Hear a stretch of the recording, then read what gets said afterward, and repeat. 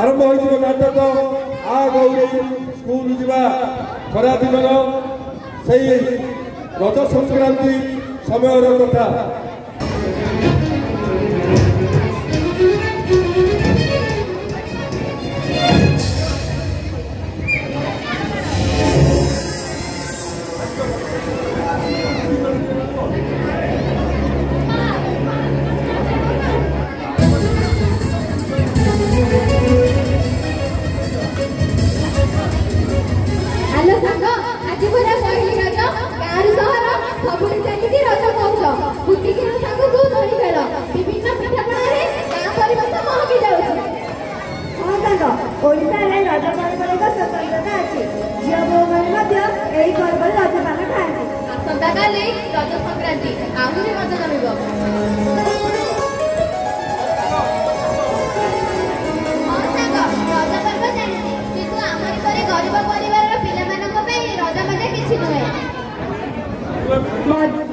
एमती कौन कहू गौरी मजा तो मजा समस्त को मजा तू कौन कहू ते मजा लगुनि बोली आलो तो पे कौन अलग हां संग अलग हमर परे गरीब परिवार पिला मानक पे रज मते सपन सब बेले बंजीबा पे संघर्ष खेला जे तू एमती मन दुख करना समाज रे धनी गरीब एमती रुहंती किंतु पाठ पढ़िबा पे सरकार तो समान सुविधा हां हां संग तू कौन जानि न सरकार करे समस्त पे विभिन्न प्रकार योजना लगौछंती एई एमती सुभद्रा योजना ममता योजना खाद्य सुरक्षा योजना केते कोन योजना करूछंती चुल्ली की जाउछ योजना आलो खाद्य सुरक्षा योजना रे परा हम दुई भाई भोले ना परा बाबू पड़ीची स्थानीय सरपंच पाखु को बापा केते सारा कहिलेनी केते नेउरा हेलेनी खाली बापा को मिलुची 5 केजी चावल रे कोन हम परिवार चली परिबो एले बापा मते स्कूल पठाउ नांती काम करबा को पठाउछंती हमें अंकल को कहू तू स्कूल जीवा पाई चली तो ना ना कुहनी मो बापा जने अशिक्षित स्थानीय सरपंच पाखु को से बारंबार दौड़ी से विरक्त होई गलेनी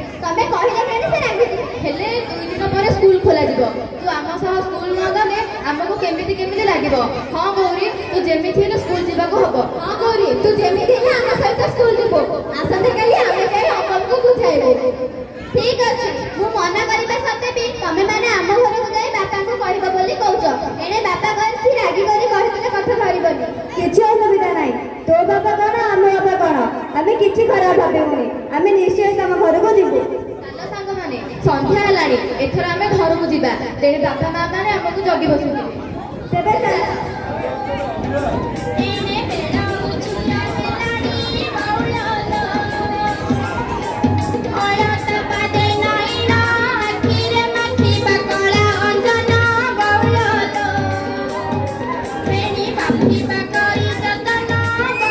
वर्तमान देखु जड़े आदर्श शिक्षक मधु मास्टर ता परिवार को नहीं से कौन चलुचंती केमि चलुचंती मधु मास्टर मु मधुसूदन दास उच्च प्राथमिक विद्यालय एकाई ग्रामर एक प्रधान शिक्षक विद्यालय मध्ये स्वर्ग ए विद्यालय मध्ये मंदिर विद्यालय सर्वांगीन उन्नति और एकांत काम्य पिला मानक सुरक्षा पिला मानक गुणात्मक शिक्षा प्रदान और सरकार विभिन्न सुविधा सुजोग पिला मानक जोगाइबा और गुरु दायित्व पिला मानक सतपक्षे उपस्थिति और गुरु दायित्व ग्रामांचल विद्यालय होइतिबारु पिला माने ठीक स्कूल आस करि नाहंती एहार कोन ना कोन गोटे प्रतिकार करबा को हेबो हां हां पिला मानक घर को जाई से मानक बापा मां सहित कथा बाको हेबो हां हां ए ठीक हेबो आरती आलो आरती कोड गलु आस्ती बाबा मते डाकिले बाबा हां डाकिली अच्छा मैं आरती आज पे सब घरे पनी परिबा अछि तो हां बाबा रुटी करबा पे गहम नै डाली मंजी मंजी से सही आसिलानी तेलाओ 2-3 दिन जीव तमे आज संध्या बेले जाई सौदा पत्र नै आस बाबा हो ठीक अछि संध्या बेले को बाजार को जाई सौदा पत्र आनिबी अच्छा मां मु केते दिन लक्ष्य करूची तो सब गौरी ए स्कूल को आसु तो कोन दिनार हमें समस्त रज पर्व रे मिली मिसी खेलुथु बाबा स्कूल कथा कहिबारो से मना कला काहे की मना कला तार कोन होईची बाबा ता बाबा ताको स्कूल जीवा पे मना करूछंती कोन मना करूछंती ता बाबा कहउछंती पंचायत रे ताको किछि सुविधा मिलनी सेति पे ताको स्कूल न पठे काम करबा को पठाउछंती पंचायत रे सुविधा मिलनी माने बाबा ଗୌରୀ କହୁଥିଲା ତାଙ୍କୁ ଏପର୍ଯ୍ୟନ୍ତ ପ୍ରଧାନମନ୍ତ୍ରୀ ଆବାସ ଘର ମିଳିନି, ତାଙ୍କ ଅଙ୍କଲଙ୍କୁ ବାର୍ଦ୍ଧକ୍ୟ ଭତ୍ତା ମଧ୍ୟ ମିଳୁନି, ତାଙ୍କ ଭାଇ ଭଉଣୀଙ୍କ ନାଁ ଚାଉଳ କାର୍ଡରେ ମଧ୍ୟ ଲେଖା ନାହିଁ। ଏତେ ସବୁ ହେଇଛି କାହିଁ ସତ୍ୟବତୀ ତ এই ବିଷୟରେ ମୋତେ କିଛି କହିନି। ନିଶ୍ଚୟ ସ୍ଥାନୀୟ ସରପଞ୍ଚ ଆଉ ଏମଏଲଏକୁ ତାରି ବିଷୟରେ ଦୃଷ୍ଟି ଆକର୍ଷଣ କରିବି। ସରପଞ୍ଚର କିଛି ସରକାରଙ୍କ ସୁବିଧା ମିଳୁନି ବୋଲି ପିଲାଟାର ପାଠପଢ଼ା ବନ୍ଦ କରିବା କ'ଣ ଠିକ୍? ବାପା ତମେ ଯାଇ ଗୌରୀର ବାପାକୁ ଟିକେ ବୁଝେଇ ଦିଅ ବାପା, ତମେ କହିଲେ ଅଙ୍କଲ ନିଶ୍ଚୟ ରାଜି ହେବେ। ହଉ ଠିକ୍ ଅଛି, ଆସନ୍ତାକାଲି ମୁଁ ସତ୍ୟବତୀର ଘରକୁ ଯିବି, ତାକୁ ଚେଣ କରି ଗୌରୀକୁ ସ୍କୁଲ ପଠାଇବାକୁ କହିବି। ଆଚ୍ଛା ମା, ତୋ ଭାଇ ଅମ୍ଳାନ କୁଆଡ଼େ ଗଲା? କୁଆଡ଼େ ଯିବ, ସାଙ୍ଗମାନଙ୍କ ସହିତ ଖେଳୁଥିବ, ଏଇଠି ତ ଆସିଲେନି। ମୁଁ ଆସିଲି ବାପା। ଆରେ ଅମ୍ଳାନ ତୁ କୁଆଡ଼େ ଯାଇଥିଲୁ? ମୁଁ ଖେଳିବାକୁ ଯାଇଥିଲି ବାପା। ଆରେ ଅମ୍ଳାନ ଖେଳିବାକୁ କିଏ ମନା କଲା? ଖେଳିବା ଦ୍ୱାରା ଶରୀର ସୁସ୍ଥ ରହେ, ମନ ମଧ୍ୟ ଭଲ ରହେ, ଭଲ ପାଠପଢ଼ା ପାଇଁ ଭଲ ମନର ଆବଶ୍ୟକତା ରହିଥାଏ। ହଁ ବାପା, କେବଳ ପାଠ ପଢିଲେ ମନେ ରହିଯାଏ ନାହିଁ, ମଝିରେ ମଝିରେ ଖେଳକୁଦ କଲେ ଯାହା ପଢିଲେ ମଧ୍ୟ ମନେ ରହିଯାଏ। ସାବାସ୍, ପିଲାବେଳୁ ତୁ ଅନେକ କଥା ଜାଣି ସାରିଲୁଣି, ବଡ଼ ହେଲେ ତୁ ବହୁତ ବୁଦ୍ଧିଆ ହେବୁ। ହଉ ଠିକ୍ ଅଛି, ଭାଇ ଭଉଣୀ ମିଶି କିଛି ଜଳପାନ କର, ତାପରେ ପାଠ କରି ବସିବ। ହଁ ବାପା, ଆମେ କିଛି ଫଳ ଖାଇ ପାଠ ପଢିବାକୁ ବସିବୁ। ଆଚ୍ଛା ମା ଆରତୀ, ମୁଁ ବଜାରକୁ ଗଲି, ଭଲ ବେଗରେ ଆଣିବୁ। ବାପା ମୋର ଖାତା ପେନ୍ ସରିଯାଇଛି। ହଉ ଠିକ୍ ଅଛି, ଆଣିଦେବି। ଆଉ ମା ଆରତୀ ତୋ ପାଇଁ ଆଣିଦେବି କି? ନାଇଁ ବାପା, ମୋର ସବୁ ଅଛି। ହଉ ଆଚ୍ଛା ମା ଆରତୀ, ଅମ୍ଳାନ ମୁଁ ଆସୁଛି, ଏଥର ଆସୁଛି। ହଁ ବାପା। ଜଣେ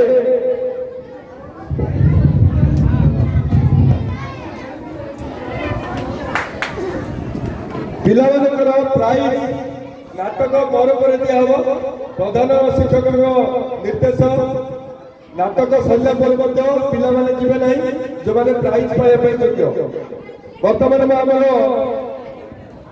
ନାଟକକୁ ଆଗେଇ ନେବା। ବର୍ତ୍ତମାନର ଦୃଶ୍ୟ ହେଉଛି ଜଣେ ଗରିବ ହରିଜନ, ତା ନାଁ ସତ୍ୟବାଦୀ।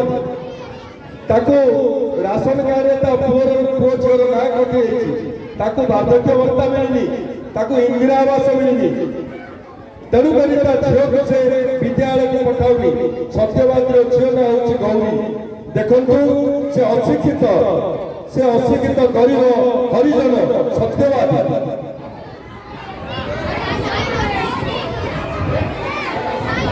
ମୁଁ ସତ୍ୟବାଦୀ ଦାସ, ଗରିବ ପରିବାରର ଜନ୍ମ, ଚାଷ କାମ କରି ମୋ ପରିବାର ପୋଷେ। ହେଲେ ସରକାରଙ୍କ ସବୁ ସୁବିଧା ଆସେ, ତଳ ସ୍ତରରେ ବାଟ ମାରଣା ହୋଇଯାଏ।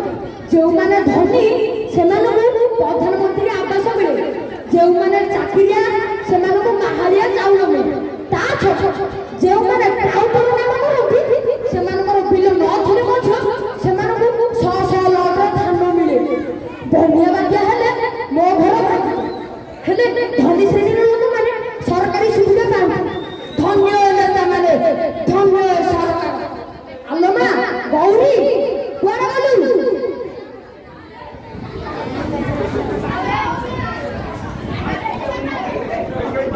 ଆସୁଛି ବାପା, ଆସୁଛି। ଆଲୋ ମା, କ'ଣ ଦୁଇଟା ରାନ୍ଧି ଦେ, ଇଟା ଭାଟିକୁ କାମ କରିବାକୁ ଯିବା। ହଁ ବାପା, ରାନ୍ଧିଛି, ଖୁଦ ଯାଉକୁ ଟମାଟୋ ଭଜା କରିଛି। ବାସ୍, ବଢ଼ିଆ କରୁଛୁ। ହେଇଟି ନା ଯାଉ ବା ତ ଦେହକୁ ଭାରି ଭଲ। ତା ଛଡ଼ା ଆମେ ଗରିବ ପରିବାର, ଡାଲି ଭାତ ଆମ ପାଇଁ ସପନ ପରୀକ୍ଷା। ବାପା, ମୋ ସାଙ୍ଗମାନେ କହୁଥିଲେ ଆସନ୍ତାକାଲି ରଜ ସଂକ୍ରାନ୍ତି ପରେ ଆମ ସ୍କୁଲ ଖୋଲା ହବ। ବାପା ତମେ କହିଥିଲେ ମୁଁ ସ୍କୁଲ ଯାଇଥାନ୍ତି। ବାପା ଓହୋ, ମୁଁ ସେ ସ୍କୁଲ ଫୁଲ କିଛି ଜାଣୁନି। ଆମେ ଜନ୍ମ ହଉଛେ କାମ କରିବା ଆଉ ଖାଇବା ପିଇବା। ତୁ ଯଦି ସ୍କୁଲକୁ ପଳେଇବୁ ପାଠ ଆଉ ଘର କାମ, ଘର ଚଳେଇବ କିଏ?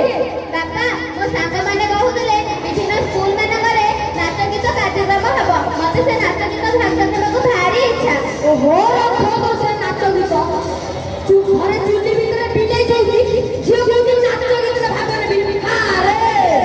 ବାପା, ମୋ ସାଙ୍ଗମାନେ ଏହି ନାଚ ଗୀତ କାର୍ଯ୍ୟକ୍ରମରେ ଭାଗ ନେବେ, ଏକଥା ଶୁଣି ମତେ ଭାରି ଦୁଃଖ ଲାଗୁଛି। ବାପା ଦେଖେ ମା, ଆମର ଗରିବ ପରିବାର, ବିଲ ବଗଟ ମଧ୍ୟ ନାହିଁ, ତେଣୁକରି ଆମେ ଅନ୍ୟର କାମ କରିବାକୁ ଯାଉଛନ୍ତି। ସରକାରଙ୍କ ସବୁ ସୁବିଧା ଆମକୁ କିଛି ବି ମିଳୁନାହିଁ। ତୁମେ ଛୋଟ ହେବା ସମୟରେ ତୁମ ମା ତୁମକୁ ଛାଡ଼ି ଚାଲିଗଲେ।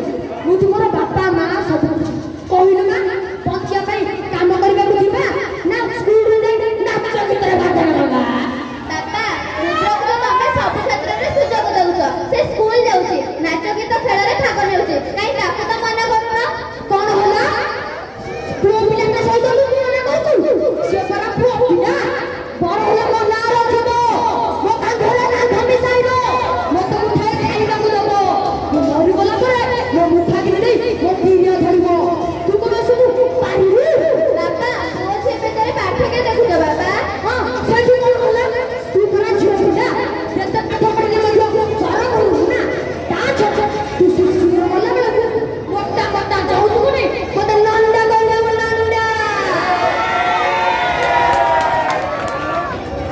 ବାପା ଆରେ ରୁଦ୍ର ତୁ କୁଆଡେ ଯାଇଥିଲୁ? ସାଙ୍ଗମାନଙ୍କ ସହିତ ଖେଳୁଥିଲି ବାପା। ଆରେ ସ୍କୁଲ ଯିବା ପାଇଁ ସମୟ ହେଲାଣି ପରା। ଯା ପ୍ରସ୍ତୁତ ହେ, ଆମେ ବାପ ଝିଅ ଇଟା ଭାଟିକୁ କାମ କରିବାକୁ ଯାଉଛୁ। ଆଜି କଣ କରିଛୁ ବାପା? ଯାଉ ଭାତକୁ ଟମାଟୋ ଭଜା କରିଛି। ହଉ ଚଲ ଏଇ ଦବା। ବାପା ଆମ ସାର୍ କହୁଥିଲେ ଆମ ସ୍କୁଲରେ କୁଆଡେ ଆନୁଆଲ ଫଙ୍କସନ ହବ, ଆଉ ମୋ ପାଇଁ ନୂଆ ଡ୍ରେସ୍। ଓହୋ ସେ ନୂଆ ଡ୍ରେସ୍ ମୁଁ ସେ ଆନୁଆଲି ଫଙ୍କସନ କଥା କିଛି ଜାଣିନି। ସେ କଉରିଆ ସାରି ସ୍କୁଲକୁ ଆସିଲା ଦିନଠୁ ଖାଲି ରିଡି ବନ୍ଦ ନାଟ କରୁଛୁ। ଆରେ ତେବେ ଆମେ ତମ ଘରକୁ ଗଲ, ମୋର ଘରେ କେତେ କାମ ଅଛି। ଏବେ ଆମେ ଆସୁଛୁ ବାବା।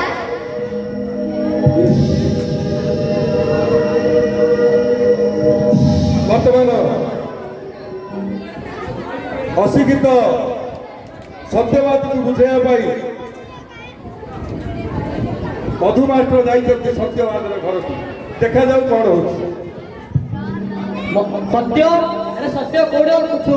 ଓ କିଏ? ମାଷ୍ଟର ବାବୁ ଆସନ୍ତୁ ଆସନ୍ତୁ ଆସନ୍ତୁ। ଆଚ୍ଛା ମାଷ୍ଟର ବାବୁ, ଏଇ ଅପରାଧରେ ମୋ ଭଳି ଗରିବ କୁଡ଼ିଆରେ ପାଠ ପଢିଲେ କେମିତି? କଣ କାମ ଥିଲା କି? ଆରେ ସତ୍ୟ କାମ ନଥିଲେ କଣ ଟିକେ ଘରକୁ ଆସେ।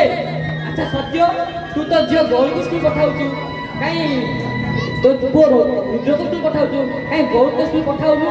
କଣ ହଉଛି? କଣ କହିବି ମାଷ୍ଟର ବାବୁ, ଗରିବ ହୋଇ ଜନ୍ମ ହବା ଏକ ଅଭିଶାପ।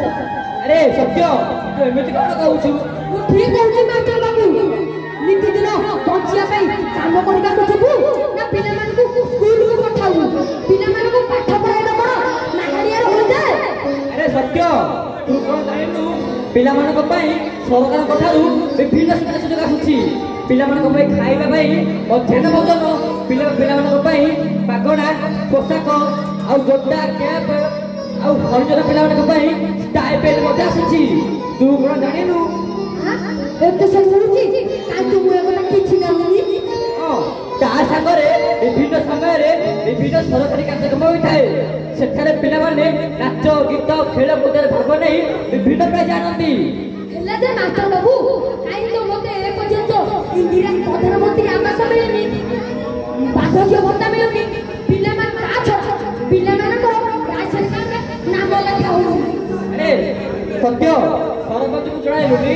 ସରପଞ୍ଚ କଣ ମାଷ୍ଟର ବାବୁ, ବ୍ଲକକୁ ଧାଇଁ ଧାଇଁ ପୁରା ଚର୍ଚ୍ଚା ସରିଗଲାଣି।